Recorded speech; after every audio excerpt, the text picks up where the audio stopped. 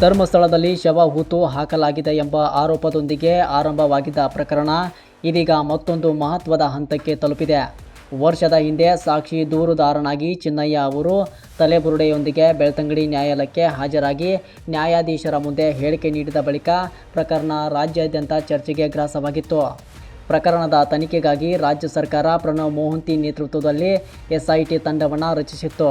ತನಿಖೆಯ ವೇಳೆ ಸಾಕ್ಷಿದಾರನಾಗಿ ಬಂದಿದ್ದ ಚಿನ್ನಯ್ಯ ಬಳಿಕ ಪ್ರಕರಣದಲ್ಲಿ ಆರೋಪಿಯಾಗಿ ಗುರುತಿಸಲ್ಪಟ್ಟಿದ್ದರು.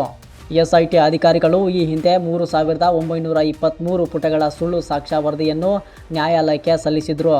ಈ ವರದಿ ಕುರಿತು ವಾದ ವಿವಾದ ನಡೆದ ಬಳಿಕ ನ್ಯಾಯಾಲಯ ಅಂತಿಮ ವರದಿ ಸಲ್ಲಿಸುವಂತೆ ಎಸ್ಐಟಿಗೆ ಸೂಚಿಸಿತ್ತು. ಇದೀಗ ತನಿಖೆ ಪೂರ್ಣಗೊಳಿಸಿರುವ ಎಸ್ಐಟಿ ಅಧಿಕಾರಿಗಳು ಬೆಳ್ತಂಗಡಿ ಹೆಚ್ಚುವರಿ ಸಿವಿಲ್ ನ್ಯಾಯಾಧೀಶರಾದ ಶಶಾಂಕ್ ನಾಗೇಂದ್ರ ಭಟ್ ಅವರ ಮುಂದೆ ಅಂತಿಮ ವರದಿಯನ್ನು ಸಲ್ಲಿಸಿದ್ದಾರೆ. ಒಟ್ಟು 7005 ಪುಟಗಳ ತನಿಖಾ ವರದಿಯನ್ನು 12 ಫೈಲ್ಗಳಲ್ಲಿ ಸಲ್ಲಿಸಲಾಗಿದ್ದು, ಇದರಲ್ಲಿ 250ಕ್ಕೂ ಹೆಚ್ಚು ಸಾಕ್ಷಿಗಳ ಹೇಳಿಕೆಗಳು, FSL ವರದಿಗಳು, ವಿಡಿಯೋ ಹೇಳಿಕೆಗಳು ಸೇರಿದಂತೆ ಹಲವು ದಾಖಲೆಗಳನ್ನು ಸೇರಿಸಲಾಗಿದೆ.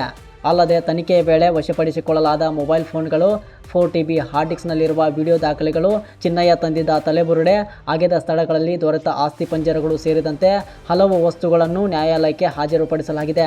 SIT SP CA Simon, inspector Kusumadhara, inspector Manjunath ಹಾಗೂ ಸಿಬ್ಬಂದಿ ನ್ಯಾಯಾಲಯದಲ್ಲಿ ಹಾಜರಿದ್ದರು. ಪ್ರಕರಣದ ಆರೋಪಿ ಚಿನ್ನಯ್ಯ ಕೂಡ ನ್ಯಾಯಾಲಯಕ್ಕೆ ಹಾಜರಾಗಿದ್ದರು.